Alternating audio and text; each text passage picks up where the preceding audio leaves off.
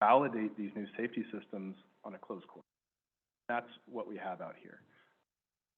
For our engineers and technicians, they need to have an ability to try something on the track, come back into that new trackside office, change some software, change some sensors, and go back out and test it over and over. So that's a big part of what this is about, is developing new safety systems out there, whether it's lane guidance, autonomous driving, electric, as well as we're constantly running the. Any questions about it? I can more. Urban, just for general questions, with the building of this new facility, are you anticipating hiring more long-term employees to be here in Madras? Definitely. So I hired the first 3 full-time employees here in Madras that were stationed here, and I think we're growing currently. We've kind of exceeded our office space upstairs, and so now we're kind of trying to find space downstairs in the current shop. And definitely with the expansion, it's not to say that there's an office for somebody specifically, but there's definitely plans for growth. I know within our team that's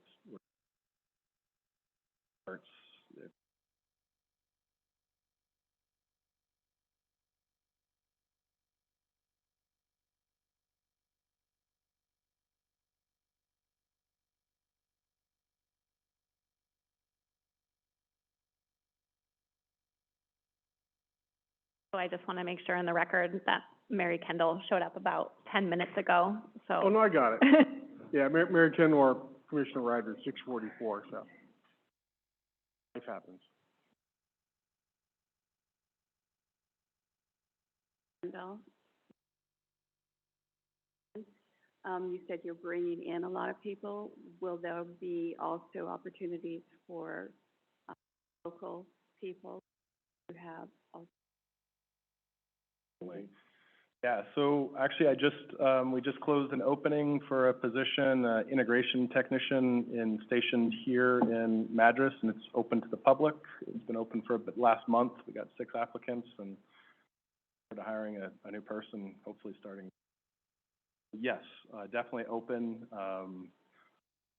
From our perspective, the more applicants, the more wide of a net you can cast, the better person we can have fill that job, and that's going to be the best for everybody.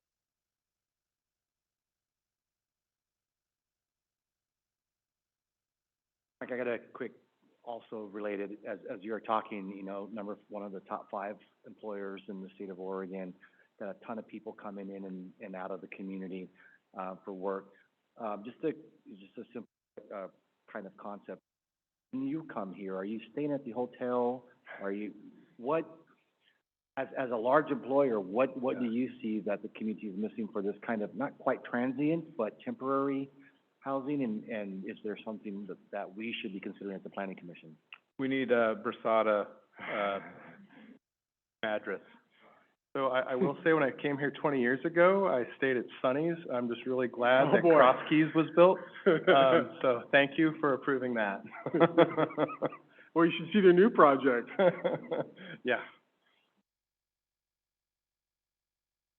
You know, Commissioner Baker, that's a tremendous question. Yeah. And I would say that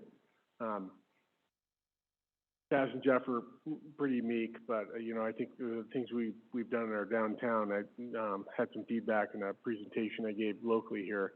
Someone was recalling some of the changes, that being Jason Hurl of State Farm Insurance when he first came here 20 years ago. And so I have a feeling that the Daimler employees appreciate that. And you know, it's the subtle little changes. You don't overhaul your community at once, but you know, for example, the Initiative Brewing that's going in, that's going to take your former building, Public Health Director Baker, and make it into a brewery and a pub. I'm sure that that will be appreciated as another dining option in our community. And so it's the little steps along the way that are appreciated. And so, great question. I have a question. This is Commissioner Etter. Will the event center be able to be used for any community type events, fundraisers, kids' sports events we do a lot to, you know, try to raise money. So we do have a conference center in Portland, and we do allow employees to use that conference center for non-business use. So, without it being, you know, fully developed, I can't answer that for certain, but our history is, that employees are allowed to use it for non. And we have hosted different office, so. Be a little more Yep. specific. So where I work in new product development, we do things like put camouflage on the vehicles, we make fake shapes on them so our competitors can't understand what we're developing. Mm-hmm. You might have seen this with like a Car and Road and Track or some Car and Driver magazine. You'll see that, same thing. So, that's why the event center is explicitly apart from the rest of the testing campus. And bring a customer in who might buy our competitor vehicles or ours, and they don't see something new that isn't on the market yet. That would be the only concern, but the event center is explicitly away from the testing confidentiality. Thank you.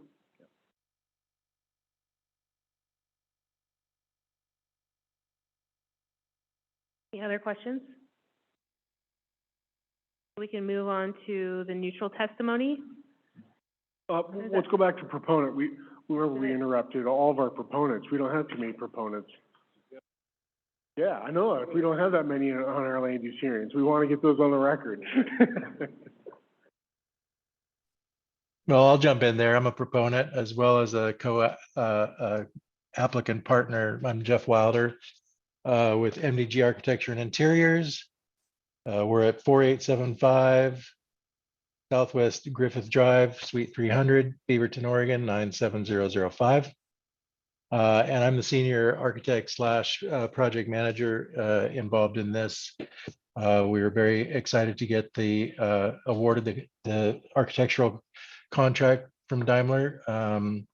And me and two of my other partners were an integral part of the team that helped design and develop the very successful headquarters down on Swan Island. So we're excited to bring that experience over here to Madras and help develop some of these buildings. And thank you, Megan, for doing such a great job presenting the project. I was going to jump on at the same time as a co-applicant just to answer any technical questions if they arose, but Megan did just fine without me. So I'm in support of the project, and if there's any questions, by all means, let me know. Commissioner Kendall, and I apologize for being late, and you may have already answered this question. What time frame are you looking to start and finish this project? We're as soon as we get the formal approval, we're going to be going in for permit on the first phase project, which is the warehouse expansion. We've just about got that permit document package put together, so that'll be going in very soon, probably within the next month or so. That we'll submit that to Jefferson County for building permit. And then soon behind, both the TVC, the Trackside Validation Center, and the shop expansion are on roughly similar time tracks, and those are probably shooting to be around the March time submittal time frame. The event center, we're looking at a few options for what that could be and what Daimler feels they need. Basically a small, medium, large option. And so we don't really have the time frame on that yet.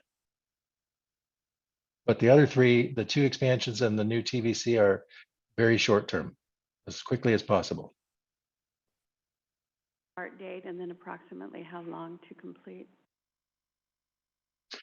Oh, gosh, construction start date, all of the construction start dates naturally are dependent on Jefferson County. We've been estimating about a 16-week permitting timeframe, which 4 months from February puts us around, June, July for construction start on the warehouse. Um, Naturally, we're hoping that happens sooner. But like I say, it's dependent on Jefferson County and getting those approvals. And then they've also said roughly the same approval time frame for the shop and TVC, so probably around July, midsummer construction start. Thank you, I do understand that, but do you have an approximate finish?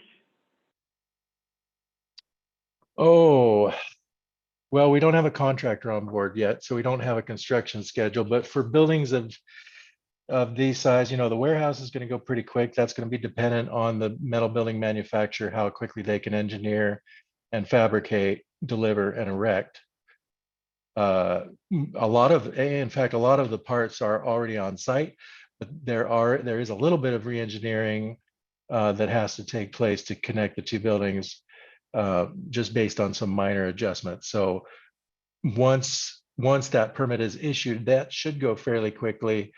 I would guess, I don't know, Kaz may have a better idea of this, but probably 6-month construction timeframe, maybe 6 to 9 months on the warehouse expansion, and probably 9 to 12 months on the shop building, and probably 12 to 14 months on the TVC for construction durations. Thank you. Chair, I did have one technical question. When we approve the master plan, site plan, we want to enable that, those will now enable the buildings to move forward. So Jeff mentioned that the event center you're looking at maybe call it the small, medium, large option. Does the size of the building in the application reflect the large option? If it's just a small one, I'd rather approve it for the large, and you can always go smaller from the approval. But it's harder to get bigger than what was approved. Right, Yeah, understood. I think the size that's shown is will ultimately land. And so I would describe it, I wouldn't necessarily describe it small, medium, or large. It's more like scope definition. What's that building gonna contain? Okay. So for our purposes, that's good. And then to answer your question, we would really like to be done with construction this year. So 2023 is,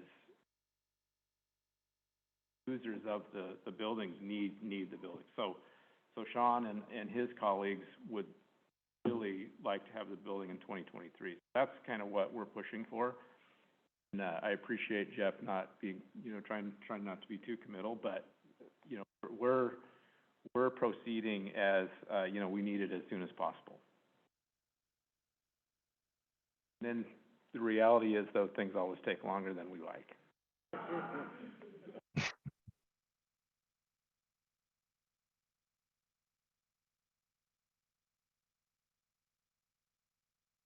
Now on to neutral testimony or proponent. Okay, I was gonna be brief. Jeff Hurd, 2055 Southeast Dry Gulch in Madras. I just wanted to advocate, for this project. When I used to work for the city, when Daimler first came in back in 14, 15, they've been there for a long time. We always had a great relationship with them, a great working relationship with them. And when they first came in and proposed their first expansion, it was a great partnership between the city and Daimler. They've always been a great tenant. They've always brought in jobs. They've always done really good, and they've always worked really together, especially when you have an airport up there and you got a wastewater plant. So I've always thought they've done great things for this community. So I'm in favor of anything that they're adding. So thank you. I do have one additional question. You mentioned the airport and the other things around. There's also the racetrack. How is that going to be affected? Because that's sort of a recreational for my husband and a lot of our friends. So is that affected? No. So currently, right now, we're separated from the racetrack. Right. And we have no plans to change that. Okay, thank you.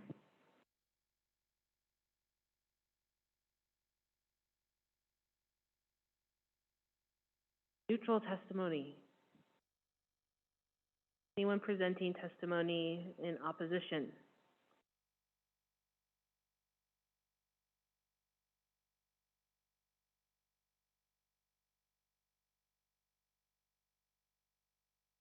I'm on Zoom. Then is anyone here to rebuttal the testimony presented? Well, it'd be the applicant for rebuttal. Applicant.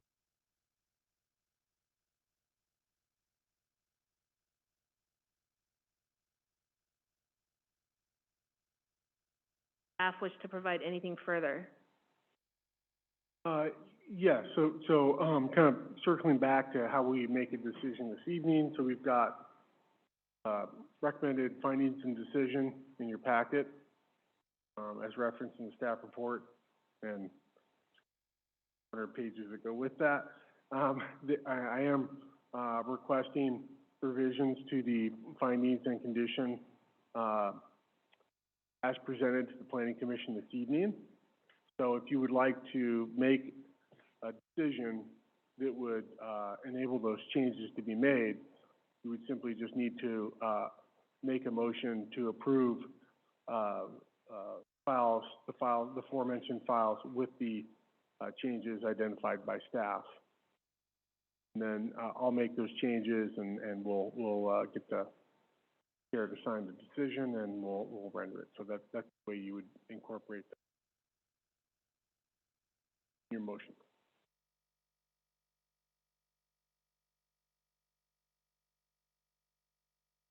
So the commission now has three options. Close the hearing and deliberate towards a decision this evening, close the hearing and defer deliberation to a time and date certain, or continue the public hearing to a time and date certain. Commissioner Urban, I motion to close the public hearing.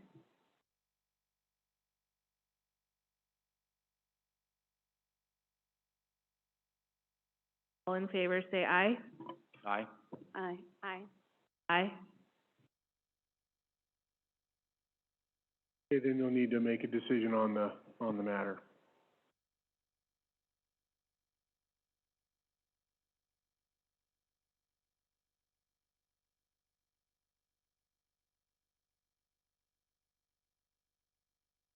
Remember, if your mic's not on, no one can hear you out there. Does anyone have any discussion?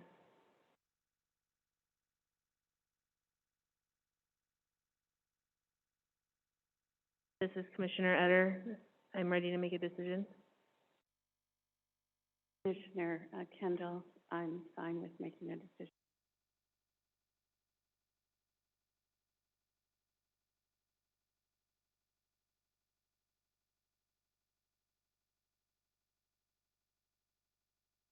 This is Mike, I'll make the motion then. I move that we approve the proposed, master plan and site plan, file numbers MP 22-2 and S-3 as presented. With the changes recommended by With the staff? changes recommended by staff. And just for further clarification, because there is mention of 5 and 10 years, that it is for 10 years. That is correct, yeah.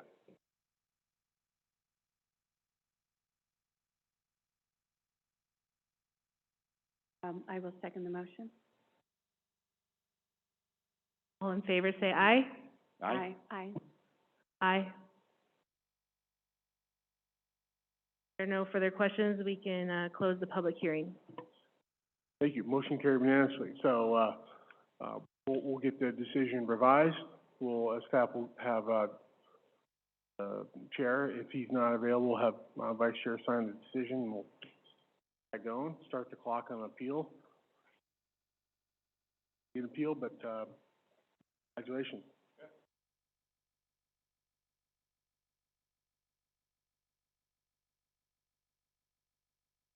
So any additional discussion this evening? Just some admin housekeeping stuff. So, want to make sure, so you guys did get, ladies did get, an email from staff with the, okay, so we had an email problem, sorry about that. Secondly, we're not gonna have a meeting on February 1st. If anyone doesn't want to hear the rest of the meeting, you're free to leave. Feel obligated to stay. We will, I think we're gonna have a meeting on February 18th, as I recall. I gotta, double check that, so. Other thing I need, to ask Commission is for 2 members that would like to serve on a homeless camping advisory committee to establish homeless camping regulations. Normally don't get people to raise their hand that quickly, but thank you, Commissioner Baker. It sounds like we have one.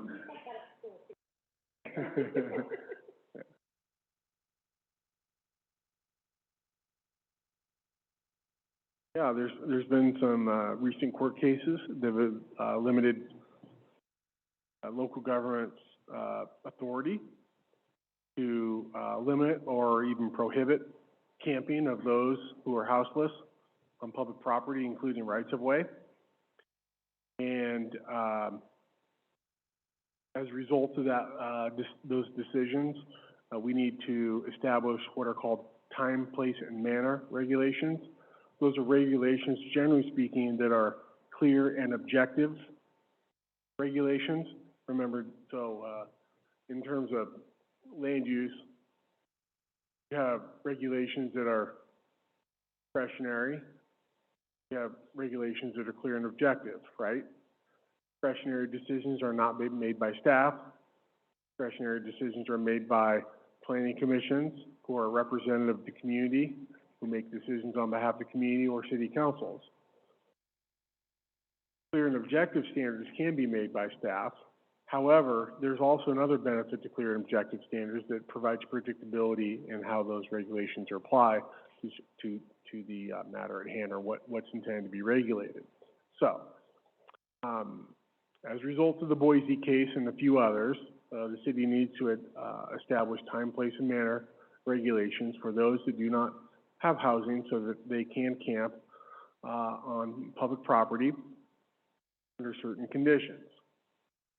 I will be straightforward with you that if you were to envision a sandbox, these court cases have really shrunk substantially the size of the sandbox.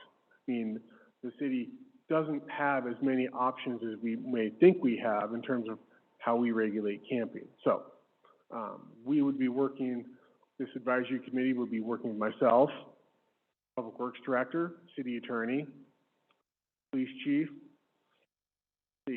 someone from Best Care, for which I hope Commissioner Baker can help me with a good person for behavioral health aspect of it. I think I said Police Chief, 2 city councilors, Chamber of Commerce, Real Estate, and Property Manager. Thank you, Faith-Based Network, how could I forget? Yes, so there's a 9-member committee, including 2 commissioners, 2 city councilors, and staff will be supporting it. So myself, I'll be staffing the meetings, but the city attorney will be very involved. Probably I'll have more of a paper pushing role.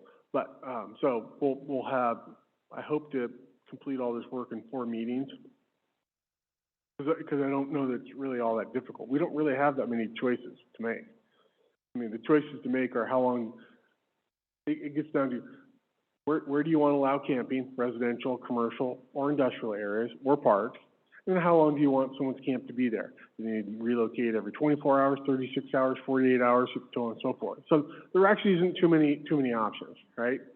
Unfortunately. So the first meeting, I think, will be kind of like a meet and greet, and then city attorney is going to kind of provide a legal overview of what we need to do. We're going to come with a framework for you to start to look at, you know, kind of menued options. And then the next 3 meetings, we'll deliberate on that and talk about it and figure out how to move forward. If we need more meetings, we'll have more meetings. We can do that, but I actually don't know when they will be. They most likely be during the day. And we will, have a hybrid option, so you can participate by coming to the meeting, or you could, Zoom in or, whatever.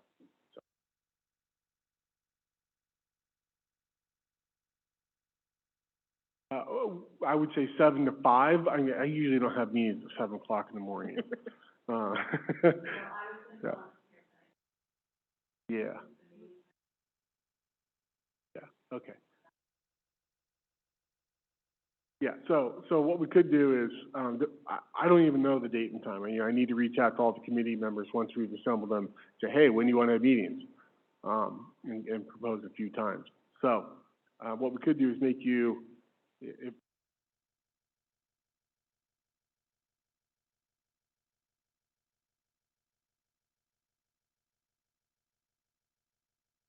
it'll probably be before 5 o'clock. I'm thinking afternoon, 2, 3 o'clock is probably when it's gonna have to happen.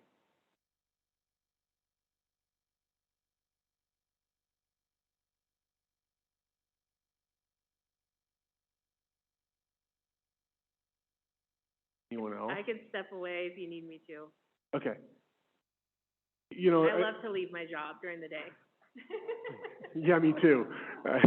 Can I? Can you invite me to a meeting at Shielding International? Absolutely. So, as I presented at Kiwanis, this week, and I spoke somewhat on the homelessness issues and how we move forward. I really believe the opportunities we have in our community to solve and be somewhat proactive, even if we have those challenges now, I don't think they're at a magnitude that they can't start to be addressed and prevent the problem from growing to a condition where we have cities that we all can identify with. But, one of the challenges is the industrial area. Right. Don't allow, the city of Bend, they prohibited all the camping in the residential areas. Commercial areas are basically left, and the industrial areas, parks are prohibited, right, in some cases. So, as I told the Quanians, I said, perfectly honest with you, our risk is if you don't allow them in the residential areas, you only allow them a little bit in the commercial areas, where's the next area? No one driving around the streets in the middle of the night in the industrial area. Risk, right? And so then you have really, you don't have the eyes on the street, this planning principle of, public safety. So, nonetheless, Ashland, I actually think your participation would be great, from that perspective. But nonetheless, it will come to the Planning Commission. You will get to, weigh in on the final proposal or recommendation from the advisory committee, and then it'll go to the city council. So, if you don't participate in the advisory committee, you still get a shot at, reviewing it and the opportunity to comment, participate. Advisory committee doesn't, Oh, no. final project is the planning. No, these are, what we call legislative matters, Commissioner Baker. And so there is no, conflict of interest. It would be kind of hard to describe a conflict of interest but it's legislative. So there needs to be like an economic benefit associated with that. And I don't think we're really talking about that in this case. Well, since your company is in the industrial, is that a conflict of interest? Vote No. towards or not? Okay. No, because it's citywide, Okay. right? So all properties are being concerned. I mean, there could be an argument for maybe an economic benefit or a monetary benefit. It's gonna be a stretch, and then I think the fellow planning commission would have to have someone identify that. The planning commission would have to agree with it. It would be kind of a stretch. Well, and in that case too, we all have houses here, so Yeah. Right. it would That's be, true. it would preclude Yeah. everyone, which, Yeah. I think That's conflict also of why you're on the interest commission. gets scary, yeah. Yeah, you're right. To help and join in on that. Great. So, Vice Chair Eder, Commissioner Baker, thank you so much for that. I think that concludes my additional comments. We've got